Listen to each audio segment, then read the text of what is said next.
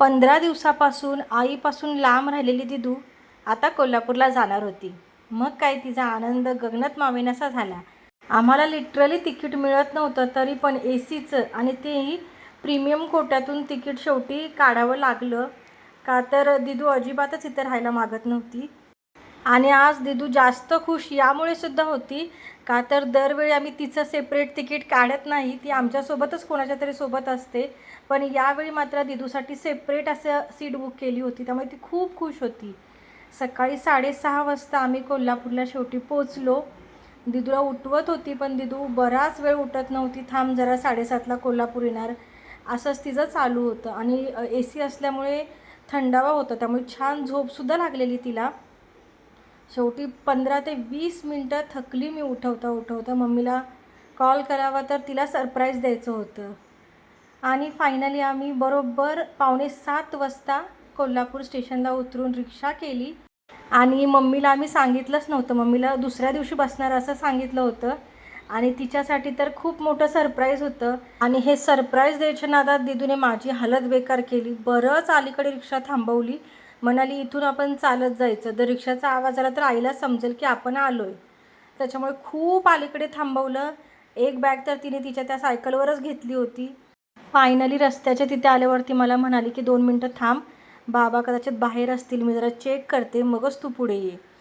तर ती स्वतःच गेली पुढे बघायला. आणि नेमकं तिला तिथे पप्पा दिसलेच, कारण बाहेर कसं सकाळी वातावरण पण छान असतं, त्यामुळे फिरायला वगैरे पण पप्पा जातात.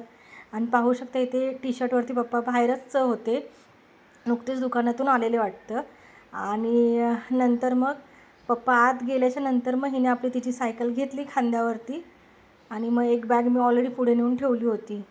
ती म्हणाली आता तू काय बोलू नकोस, आपण आईला सरप्राईज द्यायचं आहे, म्हणून ती हळूच जाऊन बघत होती. तर मम्मी बघेल म्हणून ती घाबरत होती आणि तिला खूप हसायला येत होतं की आई आता कशी रिॲक्ट करेल. खरोखर माझ्या मम्मीचं आणि दीदीचं प्रेम आहे ना, खूप म्हणजे एवढं विचित्र आहे ना की दोघी एकमेकींशिवाय राहू शकत नाही. आणि हे 15 दिवस मम्मीने तिच्याशिवाय आणि दीदीने मम्मीशिवाय कसे काढले ना, त्या दोघींनाच माहिती. रोज माझ्याशी भांडायची, मला कोल्हापूरला सोड, मला परीक्षेला पाठवू नकोस, असं तिचं चालूच होतं.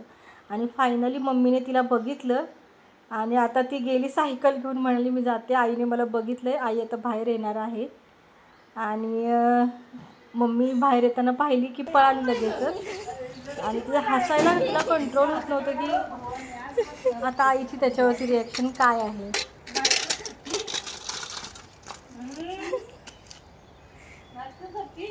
तुझ्या भवानीचीच नाटक आहेत.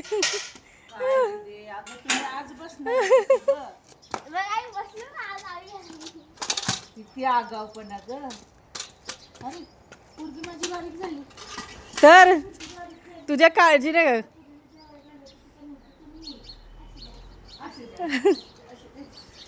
दादा. आणि दादा रोज सकाळी गावाला आलं ना की सकाळी सकाळी तर मैदानावरती खेळायला जातो.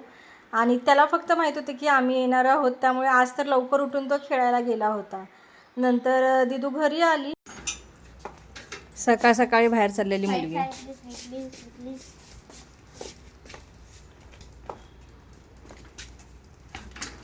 जमते का एवढ्या दिवसांनी?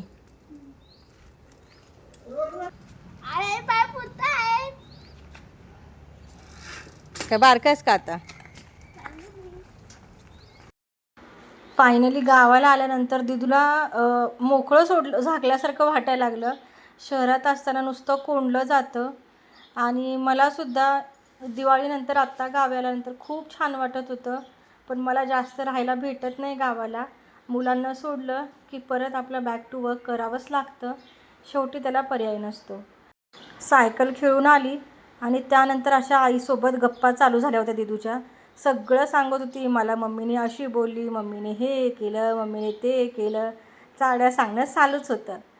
तर अशा प्रकारे आता मी गावाला आहे तोपर्यंत मी ब्लॉग नक्कीच बनवेन गावचे. आणि सगळ्यात महत्त्वाचं गावच्या रेसिपीजसुद्धा मी तुम्हाला दाखवण्याचा नक्कीच प्रयत्न करेन. पुन्हा भेटूया. श्री स्वामी समर्थ.